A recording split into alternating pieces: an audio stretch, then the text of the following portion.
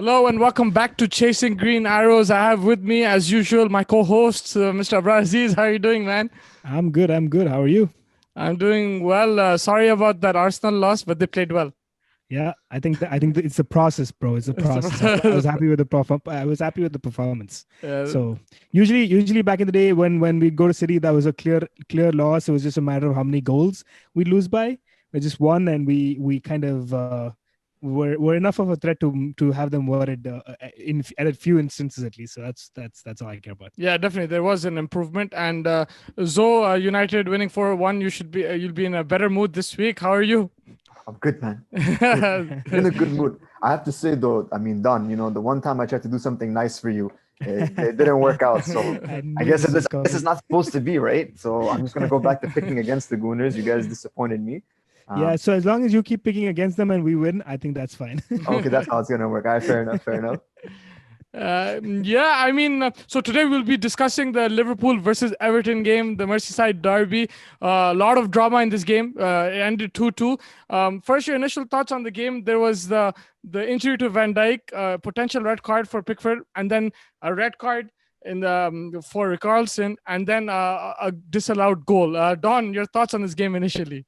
Man, there was so much that happened in this game. I think for me, the most important point was that I feel like not necessarily changed the game per se, but I think it was a very, very important call of in Van Dijk had to go off the way he did, and I believe there's rumors now that he'll be out for the season. That's a huge blow to Liverpool. Like, I mean, even those 10-11 minutes that you saw him on the pitch, you just saw that he was such a commanding presence. Like he's so like vocal. He's usually manning that backline very well. And you saw that there was a little bit of a hesitancy. Of course, this is just because he wasn't available. But I mean, I'm sure they'll get better as they play a few more games. But man, this kid really derailed their season so significantly. So messed up. I mean, Everton. I mean, kudos to them. They've been playing well, no doubt about it, and they were able to get the point out of this game as well. So it was nice to see that. Just a lot of talking points. I think we'll get through them as we go along. Yeah, so for Liverpool, probably the loss of Van Dijk would be hurting them way more than the actual losing a point. Your thoughts on this game, and do you think it was a goal in the end? So for me, this was the perfect Derby Day game. It had everything. It had goals. It had great football. It had some controversy. It had a red card. Everything that you would want from a derby, you got. It was good quality football. I had a really good time watching it as a neutral. Obviously the immediate talking point becomes, VVD. What does that do for Liverpool? And like Abrar was saying, it's a really good point that, that's a big loss for them. He is the main guy in their back line. He's the one that makes sure everything stays in order. He's also a fantastic footballer. He is, an absolute unit. He's like 6'4", big guy, quick, good on the ball, really the perfect, complete defender. And to lose him really, puts a dent in Liverpool's armor. That being said, they should be getting Alisson back sooner. Apparently, that's the word. That Van Dijk's going to be out for the season, but Alisson should be coming back sooner, and that's going to be a big help because there's a massive gulf in talent when it comes to comparing Alisson to Adrian. But apart from that, it's like a lot of good stuff happening in the game. Thiago was fantastic again. I just love the way he plays, what he's able to do, and James Rodriguez is looking more and more like the real thing again, not a flash in the pan that sometimes you get when someone joins a league for the first time. But he's looking really, really good. He's looking like that elite level talent that we all know is inside. Yeah. Some really good points there. Let's dive into the ratings. Let's start with Everton first. Zo, I'll start with you. You can handle the Everton ratings, and Don will handle the Liverpool ratings. Let's start with the goalkeeper Pickford. Some flashy saves, but a lot of mistakes and potential red card. So for me, the way I'm gonna rate him is because the red card wasn't given, right? So regardless of what happened to me, that play doesn't really count. Plus, because of the fact that it was after the play had stopped, it was already given as offside, right? I didn't think it was malicious. I think he was genuinely trying to get the ball, but he made a complete meal out of it, and unfortunately ended up taking out Virgil van Dijk.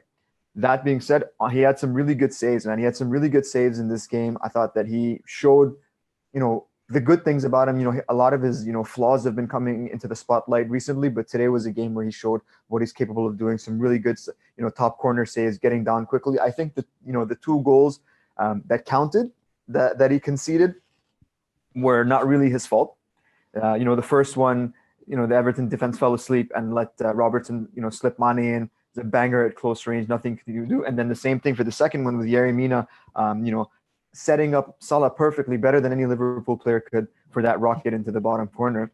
So I think that, you can't blame him for that. But at the same time, you did concede 2 goals. Maybe you can marshal your back line a little bit better. I don't think it was his fault today, but I'd give him a 7 out of 10. 10 out of 10. Don, just for this, I just want to ask, would you agree with that? Because like Zoe said, it didn't count, but there were mistakes. So would you agree with that rating? I kind of agree with what Zoe said. I think that in my personal opinion, I think Pickford's an overrated goalkeeper. I don't think that he's as good as people make him out to be. England's number 1, all of that jazz that they bring along. It's just that England players get overrated all the time. But Zoe mentioned a few good points over there. He did have a couple of good saves. He couldn't do much about the 2 goals that were allowed. I just feel like he has that rash challenge in him every now and again. It's not his first time that he's done that. First time that he's probably created an ACL kind of a situation for the person he's tackled. But he's done that before, and that's kind of what my issue with him is. But just based off of this game only, I think 6.57 is a fair rating. Yeah, okay, but we'll stick to the 7 out of 10 for now for Zoe's rating. But yeah, some really good points there, Don. And Zoe Coleman, he unfortunately got injured, but he looked decent before that. Your thoughts on his performance? Yeah, I mean, can I just give you Coleman and Godfrey together? Yeah, you could do that. Yeah, because it was just such a short cameo for Coleman that playing in the same position. Yeah. But I just want to say one last thing about Pickford that Don mentioned. I think the ability is there. I think it's a concentration thing. I think he loses focus during the game or in between games, because the talent is absolutely there for him to be, a top tier goalkeeper. But the mistakes he makes, the rash challenges, the fumbles, these little things, that's a concentration thing, man. Otherwise, he would be, if he didn't have the ability, it would be a different thing. That would show up in a different way. But these are mistakes that are being made, not him not being good enough to take care of it. The reason that it's so upsetting to see it is because of the fact that he can do better. Yeah, definitely. But just time and time again, it just needs to. There needs to be like someone needs to sit him down and be like, just calm down. Just unnecessary rash challenges. I think at a point where it's unacceptable now. I think Carlo's going to be the guy that, if anyone can do it, I think Carlo's going to be the guy that kind of like we're like, listen, man, just calm down. Yeah. It's okay. And tries to get the best out of him. But was it Seamus Coleman and Ben Godfrey you want to do? Yep. Yeah. Man, I mean, I personally thought that Liverpool's best opportunities came down that left flank for them. I thought that Robertson and Mane were an absolute menace, and they gave the left, Everton's defense on that side absolute fits. For me, Seamus Coleman wasn't doing anything special. The way that Robertson was able to get inside, just cut his way in, dribble past guys, and then put the ball on a plate for Mane. That's as a defender, you can't be letting that happen, especially if you think that you're a top tier defender. I thought Seamus Coleman, it's unfortunate that he got injured, but that side of Everton's defense between him and Yerry Mina was definitely the weaker side. I'd give him a 5 out of 10. 5 out of 10 for Coleman. And for Godfrey, you're sticking with the same one, as the sub. Yeah, Godfrey, I'm sticking with him as a sub. Yeah. So for me, Godfrey, he played a little bit better than Coleman. I thought that, he was trying, he was able to show more of his game. So maybe that's the question of Coleman just not having enough time. So, it's a little bit rough to give him that score. True. But that being said, I liked what I saw from Godfrey. He played well, or as well as he could. For me, it was a 6 out of 10 for me today. Okay. 6 out of 10 for Godfrey as the sub. And then moving on to Michael Keane, scored the goal. Impressive game. Your thoughts on his performance? I thought Michael Keane was solid, man. Like I said, I thought that the left side of Everton's defense, so Lucas Digne and Michael Keane, were the better side. I thought they allowed much less to come through on that flank. And of course, he popped up with a great header to put the ball in the back of the net. And maybe could Adrian have done better? He could have done better possibly, but at the same time, it was a beautiful ball from James, and Michael Keane, stepped up to finish that off. I give him a 7.5 out of 10 just because, you did concede. So yeah, I did concede. Yeah, for sure. And would you take him over Harry Maguire? Oh man. No, I'm just kidding. I'm just messing with you. And then moving on, Yerry Mina, like you mentioned him, like some problems on that flank. So your thoughts on his performance? I usually like Yeremina, man. I think he's a pretty solid defender, and I think he's an absolute, monster. He's a big dude. He's quick. He's good in the air. He's strong. He has everything. He's all the physical attributes you need in your center back. But today he was poor, man. He was constantly getting spun around by Mane. Wasn't being able to close out Liverpool players to stop those goal scoring chances being created. And at the same time, the worst part from the worst transgression for me was the way that he just made that casual stuck a boot out at that ball, which ended up going right to Salah. You saw what's happening. You had enough time to react to that properly. Get it to safety, and it was just the absolute worst decision he could have made at that point in time. He was giving it to the Liverpool players, like he was giving the ball quite a few times during that's the game. it, like you can't be giving the ball away, especially back to the opposition right then and there in front of your goal. And you saw, not to say that it was directly the reason, but Liverpool had, I think, nearly double the shots that Everton had. For me, Yeremina was probably the poorest of the Everton bunch. I have him at a 4.5. 4.5 for Yeremina. And Lucas Dean, your thoughts on his performance? Oh man, I like Lucas Dean.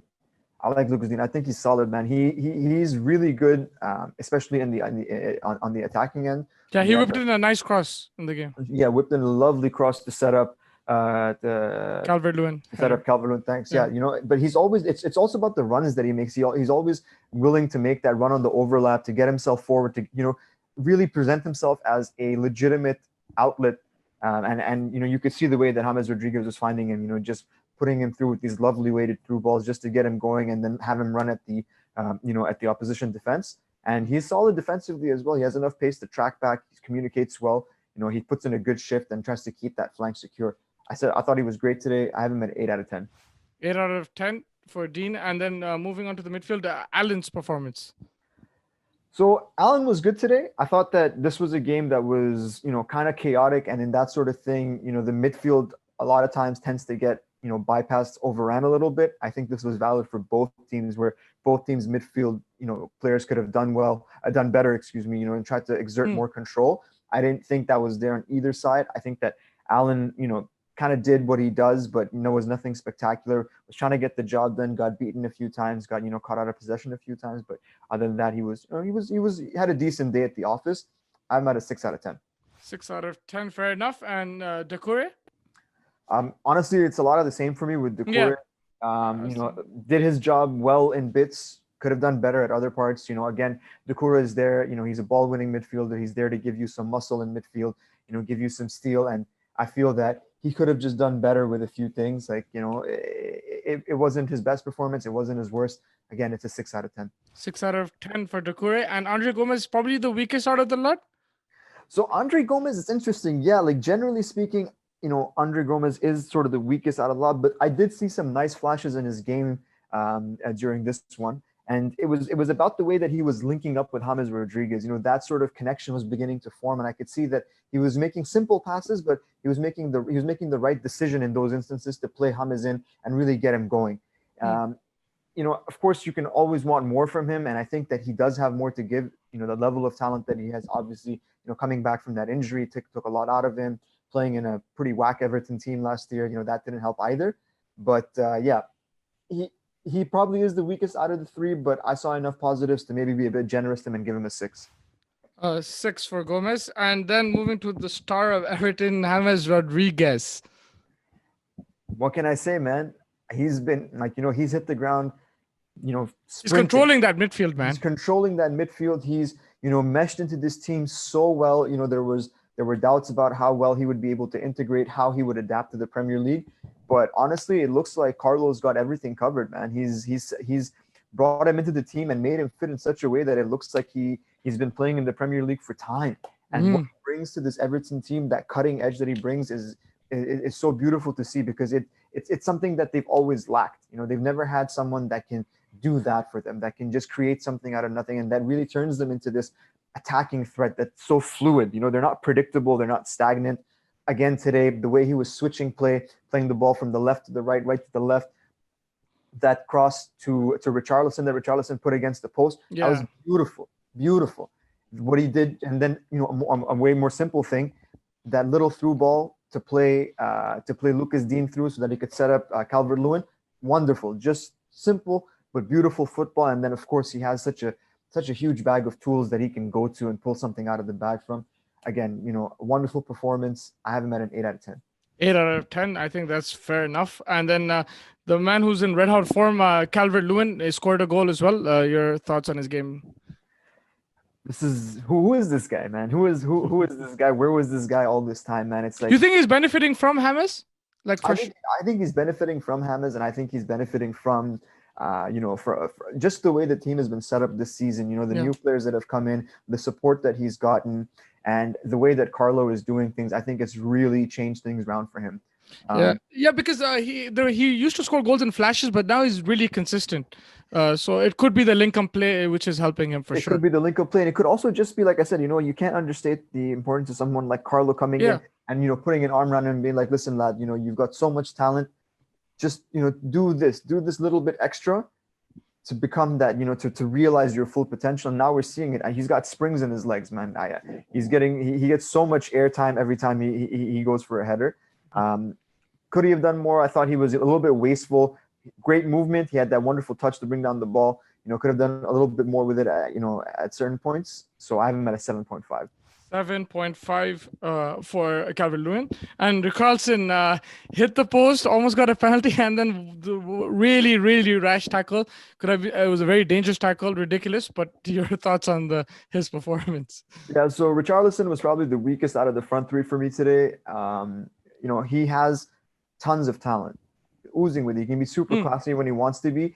But I find that, what lets him down more than anything is his decision making. There's a lot of times there's a better option available for him to, bring in a teammate or do something else. And he kind of goes with I don't want to say, maybe it's selfish. Maybe he's like, he'll go for something that'll be like, this will be, it'll be glorious. It'll be something insane.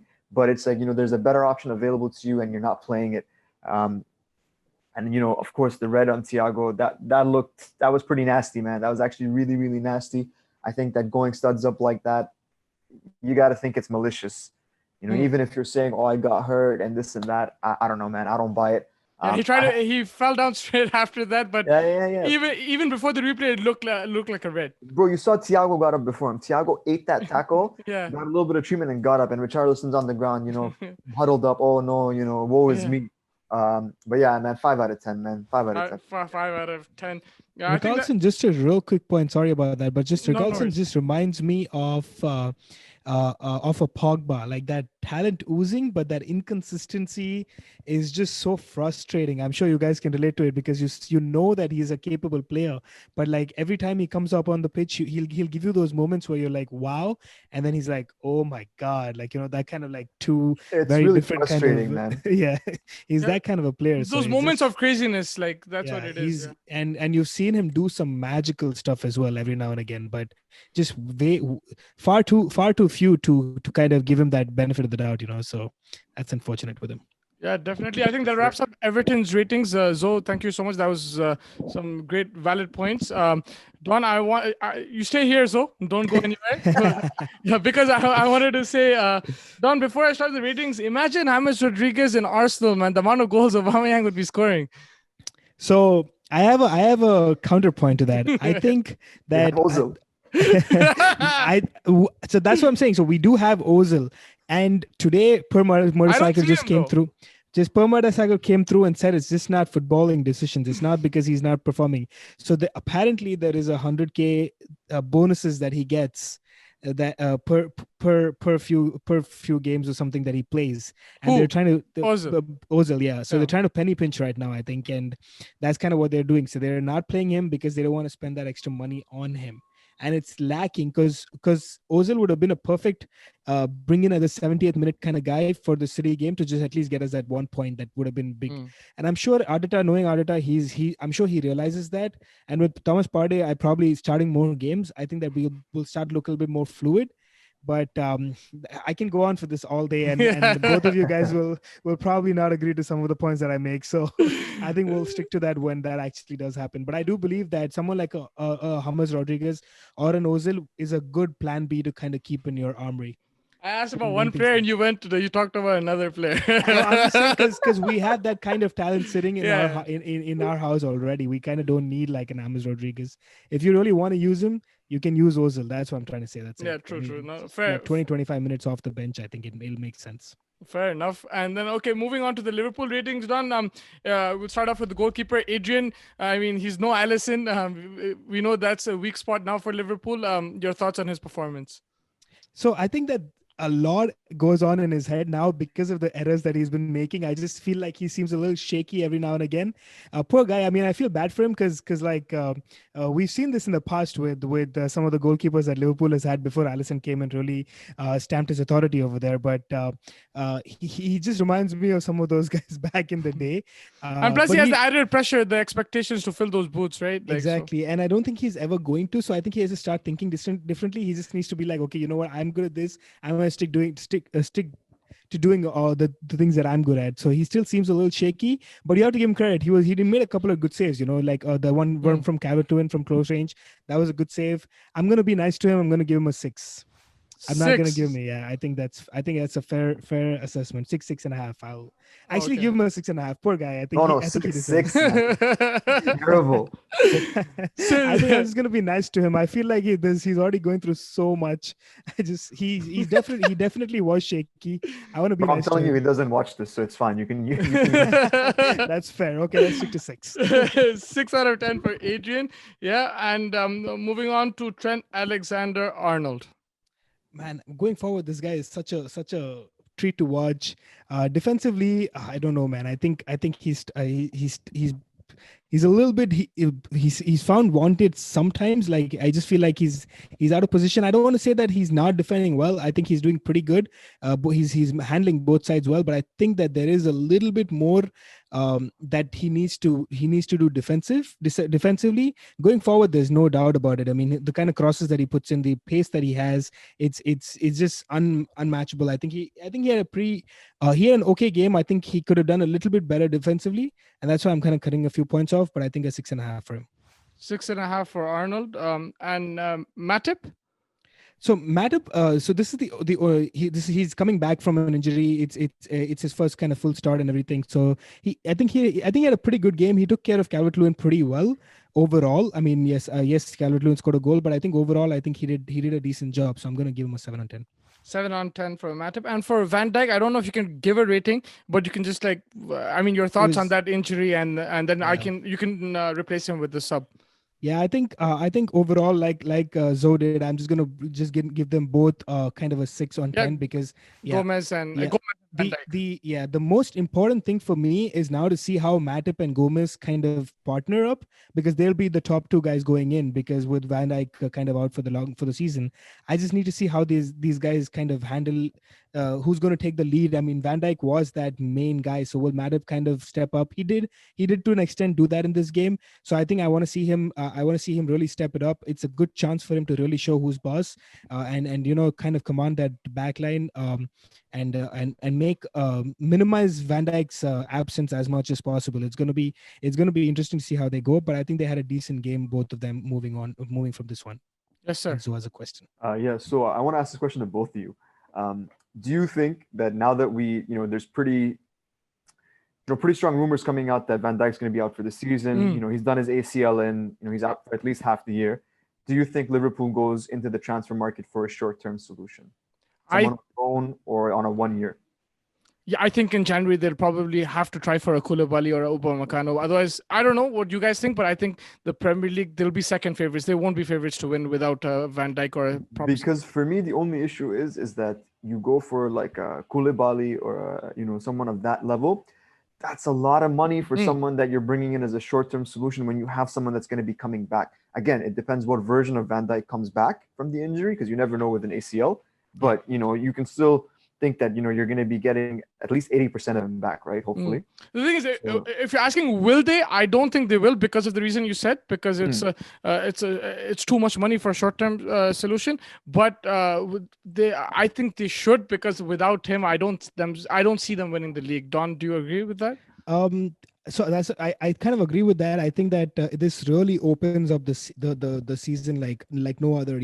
With Liverpool like kind of runaway favorites with the way the season started. City had a couple of poor results. Chelsea, who was probably going to be the other contenders, have had a few poor results as well. So Liverpool was runaway title winners. So but with this one, I think it opens up a lot. So if they want to really kind of keep that top position, I think they need another defender, because also not only because of the fact that Van Dijk got injured, it's just the depth. You can't play Gomez and Matip every single EPL game. What are you going to do, like if one of them has like a couple of weeks, someone pulls a hamstring and is out for 2 or 3 weeks? What are you going to do then?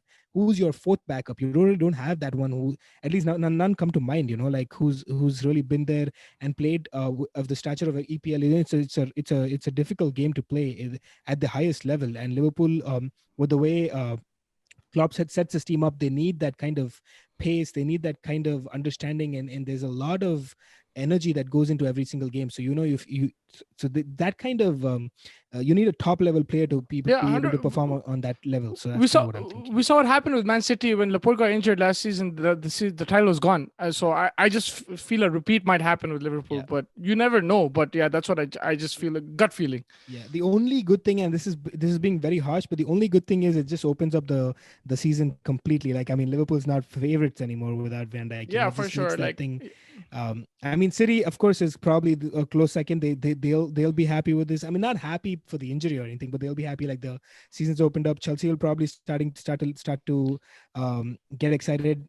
So I think it'll give a Everton, lot. for all might start to get excited as well. So. Yeah, I think it'll give a lot of teams hope in terms of winning the title, or like challenging for the title at I'm least. sure Aston Villa will be really happy with their chances to win the title. Yeah, Yeah, I absolutely. mean, Aston Villa being bantered by some people out there for Aston Villa.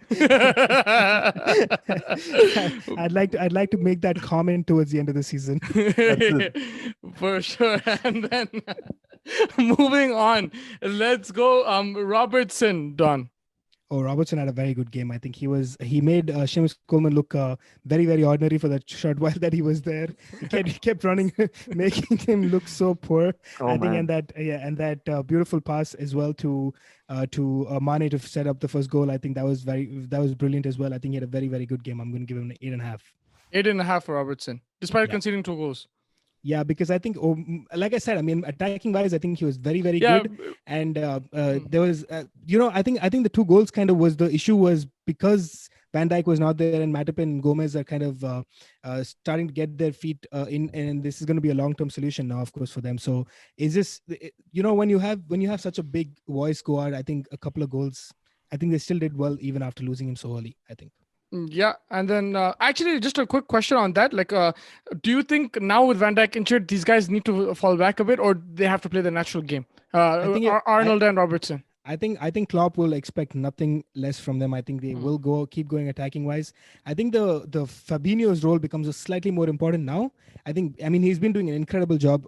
He's one of those guys who goes unnoticed. He's almost the MVP for Liverpool for me, because of the way he cleans up those breaks, those attacking plays, and just he's never really in the news. Him and Firmino are never really in the news, but they do a lot for this team that makes the likes of let's say a Salah or a Henderson look like very, very good. So that's kind of what I think about it. So I just think that Fabinho just has that little bit extra pressure now on him to kind of help this backline a little bit also, along with continuing to do what he does. Yeah, and speaking of Fabinho, his rating?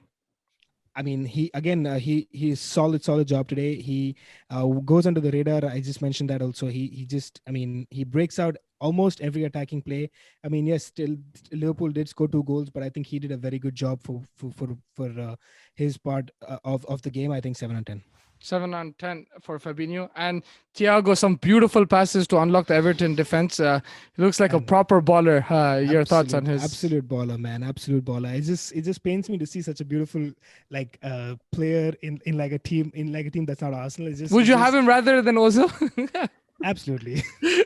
Age is on his side too. I mean, Thiago is so good. I mean, he's just like, he's a treat to watch. I mean, that kind of a player, that kind of ability, that kind of enigma that he is. I mean, it's just beautiful to be. I think, like you said, he had a few very, very good passes, some very, very good moments in there. I wanted to give him a 9, but I'm going to stick with an 8. An 8 for Thiago. And Henderson. I mean, you could have given Thiago a 9 if that Henderson's goal was allowed, but this guy, we thought he scored the winner. Everyone thought he scored the winner, but it was just allowed. But your thoughts on his performance and his rating? That's such a it's so unfortunate, that one. I mean, I don't know, that those kind of rules, I mean, they really need to think about that. I don't know what's going on with that. It's just so hard to give those kind of rules. But just on his performance in general, I think he had a pretty decent performance. The likes of like I said, Fabinho does a lot of the dirty work that makes Henderson, he's kind of able to go push forward and and kind of become an attacking threat, and he did that well today again. I think 7 on 10 for him as well. 7 on 10 for Henderson. If he would have scored that winner, though, if he would have been allowed, I'd give him a 10 on 10. I think just that kind of a Captain's player that he is, that kind of a impact performance that he had. It's just unfortunate that the goal was disallowed. Yeah, true. 7 out of 10 so for Henderson. And Mo Salah. I think he finished that goal off very beautifully. I think that was a beautiful finish. I just felt like apart from that goal, I think he had a relatively quiet game. I think from his high standards, you expect a little bit more from him. I felt like he was a little bit alone sometimes. Like he just kind of blowing hard and cold, or kind of in and out of the game a little bit. I just felt. And that's just my opinion. I don't know if you guys felt the same way, but apart from that, that finish speaks volumes of his ability. So just based off of that, I'm going to give him an 8 on 10. He had a pretty good performance. For me, honestly, it was just the beautiful link-up play between him and Thiago. Those little quick-fire passes in the box, and could Salah have done a little bit better to finish those? There was one that he ended up taking on his right foot, side foot, and it just didn't have any power on it. And if he maybe went with his left and just smashed it, we could have had 2 goals for him today. I thought he played well, man. But like you said, it's maybe a little bit hot and cold where he could have done better. He wasn't up to his usual high standards, but he does really always get into those dangerous areas. So you have that's to. It. Yeah, that's what it is. So 8 on 10 for Salah. Fair enough. Mr. Firmino, Bobby Firmino. He again link up with the Salah and Mane is almost he pulls defenders towards him all the time, and that kind of goes unnoticed. I've been mentioning about the likes of the Firminos and how important he is to the success of this Liverpool side. And I'm pretty sure now everyone's kind of getting that gist as well. I think he overall, I mean, today in the game he was not as effective as you'd like to see him. But I think overall pretty decent. I think he did a good job on the link up, which is expected off of him now. So 6.5 on 10 for him. 6.5 out of 10. But the only 6.5 out of 10. The only question I have about Firmino is that if a Mane or a Salah, one of them don't play, he needs to contribute more, right, in terms of goals. And yes, he does draw the defenders, but do you think he needs to be more clinical when one of them don't play, especially?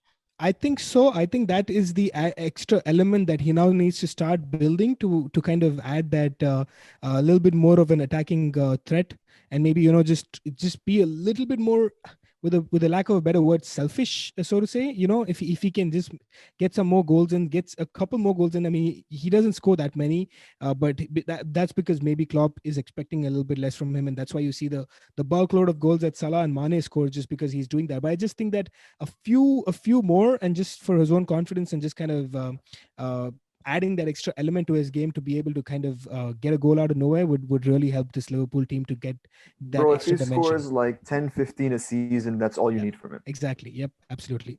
I think if he can get to double figures in a season, or just the EPL, I think that's what is needed. I think 5 or 6 is a little too few, I think. Yeah, especially if one gets injured, I think that's where the problem will be. Absolutely. Yeah, and Mane straight out of quarantine, and he scored the goal right away. Your thoughts on his performance? Player of the match for me, man. I mean, he's a baller. He's just so good. He missed the Villa game. He seemed like he wanted to be out there. He seemed like no COVID or anything. He hit the ground off running. 3rd minute goal. He's right, like kind of never left, sort of. Even though the COVID, there's it does funny things to you, I believe. So it just didn't show anything. I mean, he was steady. He was raring to go, and within 3 minutes he showed his class, and he continued to be attacking. He continued to be a threat. I mean, he was linking up with Robertson so well. That kind of partnership was looking very threatening all throughout the game. So overall, I think he had a very, very good game. 9 on 10 for him. 9-10 for Mane. I think that wraps up the ratings. Just quick final thoughts. You guys think Everton will can they challenge for the title? They've got a point. It's a good start. Like it's given other teams hope as well. Do you guys feel Everton can challenge for the title? So yeah, I Tommy. kept sorry, sorry I took that one before. No, So, no problem, no problem. but I kept saying Leicester will never win the 2016. It kind of Yeah. it just kind of felt Because that there was Arsenal was never going to supposed to win happen. it. Well, yeah, true. I can't. Bottle jobs, bro. Bottle jobs. Yeah, let's not get there. But we should have won that season. Damn it. Yeah. But I never expected them to win it, and I still stick by my words. I think that there's a lack of depth in this Everton side that will show. Because it's kind of the way the games are being, because of the slightly later start as well. There's going to be so many games in December. There's going to be so many games moving in, because they want to finish the season on time pretty much to in May. So it's going to be so tricky. There's going to be so many games. I just feel like they're one big injury away from really derailing the season. If they don't have that injury, I still think that top four is a realistic target for them. I think that they will fall off at some point in the next few months. They'll be there and thereabouts for some time, because now it's like the team's fresh and everything, and the team's linking up well. But I think eventually they'll be found out. I think a top four finish would be very, very good for them. The top four. And Zo? Oh man, I don't know. I have them as contenders. Contenders. I have them as contenders. I think that especially with Liverpool losing Van Dijk, with City misfiring to start the season a little bit, Chelsea, having some growing pains, getting all these players to settle in. I think Everton are looking like one of the most well-rounded squads in the Premier League right now. Donny mentions a very good point about squad depth, but I think their starting 11 can beat any other team in the Premier League, on its given day. I think even with Tottenham, you're seeing some defensive frailties that are popping up that Mourinho needs to work on. But this Everton team, Carlo has got them purring pretty nicely on, most, if not all of their cylinders. So I think that, yeah, if they keep this, obviously if they keep this form going, but yeah, I think that there's a genuine chance for them to be real contenders. Top four, I think, is very manageable for them this season. I think it would be a bit of a disappointment if they don't make top four after the start and the team that they have. But truly, based on the way that they're playing now and with what's happening with other teams, I think there's a chance for them to be real contenders. Yeah, and lastly, Liverpool, are they still favorites for the title, or does that change? Don, you can take this first. I still think that they are favorites, but like I said even before, I don't think they are runaway winners. I think they will be tested. They will be challenged by the likes of City, by the likes of maybe even Chelsea. Zoe's mentioning Everton for sure. Who knows? Arsenal outside chance. I had to just throw that in there. Yeah, you never know. But I think that they still are favorites, even though Van Dijk is going to be out for the season. I still think that they have the most the most well-oiled machine, if I could say that, in terms of just getting through, because they have the experience of winning it as well. That's going to help. That's true. Like the likes of Everton might struggle in that front if it comes to that towards the end of the, or let's say even an Arsenal or a Chelsea kind of with the kind of guys that they have. Liverpool's the only team that's really gone there and done it already. So if it comes to the experience and that comes to crunch situations, I think Liverpool might be just a tad bit better. I think that's why they'll still win this league. Yeah. Zoe, you agree with that? Yeah, I'm with him, man. I'm with him. I think that experience really does make a difference. That having already won everything, when you go into the the sort of the end part, the crunch time of the season, when there's games flying at you left, right, and center. You have commitments in the FA Cup, maybe the Carabao Cup. You're playing in Europe, whether it's Liverpool playing in Champions League or Everton playing in Europa. You have a heavy fixture list. You have to deal with players getting tired, players getting injured. That's when it really shines. And I think that both teams have fantastic managers. Carlo Ancelotti, Papa Carlo is he's an OG in the game, and there's no denying what he's capable of doing. And Klopp is Klopp. Klopp has shown what he can do with this Liverpool team. I think it's going to be a great battle. And it's a coin flip at this point in time. That's why, you can't disagree with what Briar is saying, that, are Liverpool the favorites ever so slightly? Yeah, just because of the fact of that experience that they have, that well-oiled machine that they're running. But this Everton team is looking good as well. The Premier League looked like it's going to be super exciting this year. Yeah, I think it's going to be a thrilling finish. It could be a 3-horse, 4-horse race. It's going to be really exciting. But thank you guys for joining me. I think we covered everything for today. It was a lot of fun, some great points, and hope to catch you soon.